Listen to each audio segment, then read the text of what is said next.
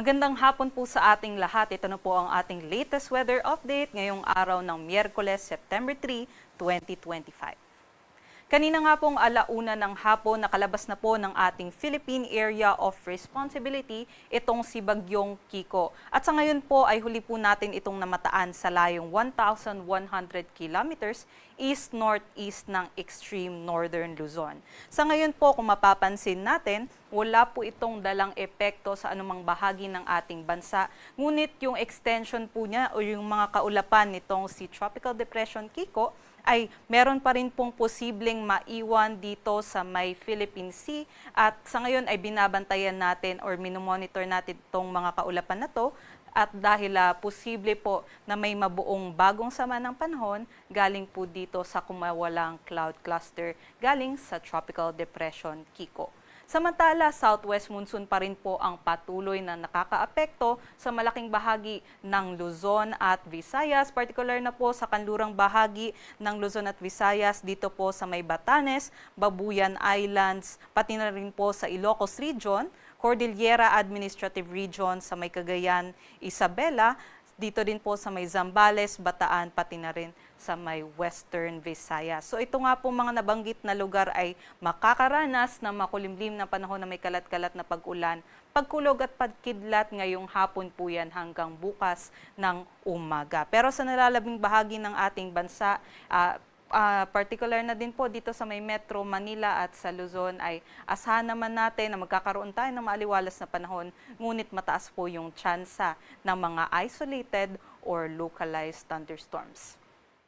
Ito nga pong si Bagyong Kiko ay nasa labas na ng PAR at patuloy pa rin pong lalayo sa ating bansa. Sa ngayon po ay kumikilos po ito pa north-north-eastward or north-northwestward sa bilis na 15 kilometers per hour, papunta naman po sa may southern Japan area. At kagaya nga po ng nabanggit natin dito po sa ating TC Threat Potential Forecast kung saan tinitingnan natin kung ano pa ba yung mga potential na mga bagyo o low pressure area na mabuo sa ating Philippine Area of Responsibility ngayong araw hanggang sa Tuesday po yan next week. So dito nga po sa TC Threat Potential Forecast, meron po tayong posibleng mabuong LPA dito po sa may silangang bahagi ng extreme northern Luzon. At sa ngayon po, may low chance pa naman po ito na mag-develop bilang isang LPA. Ngunit ito nga po ay posible po yung kumawalang cloud cluster dun po sa Tropical Depression Kiko. At sa ngayon ay patuloy pa rin po natin itong minomonitor sa potential nitong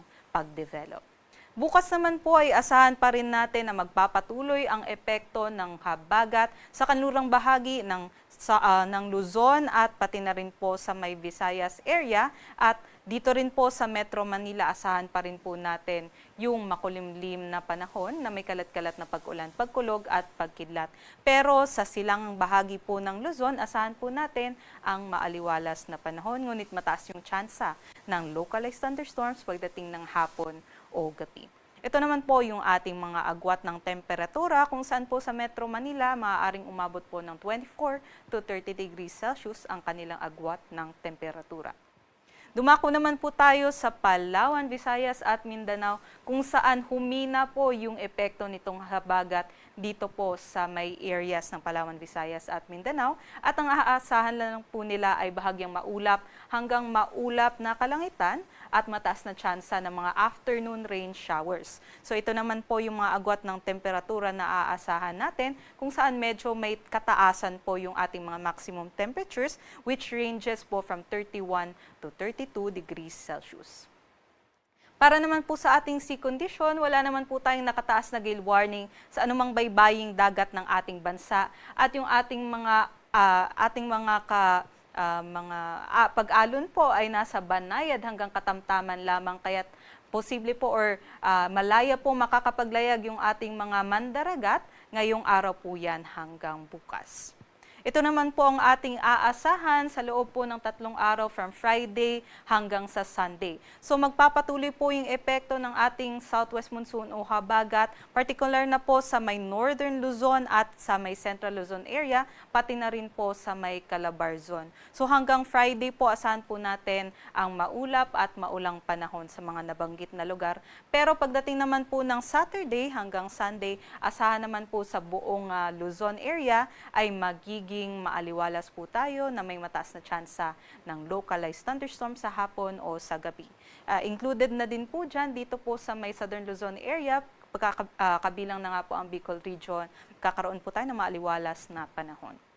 Dito naman po sa Visayas, pati na rin po sa Mindanao, asahan po natin na maliit lamang po yung epekto nitong southwest monsoon at magiging maliwalas po tayo sa buong Friday hanggang Sunday po yan, pero mataas pa rin po yung tsansa ng mga localized thunderstorms.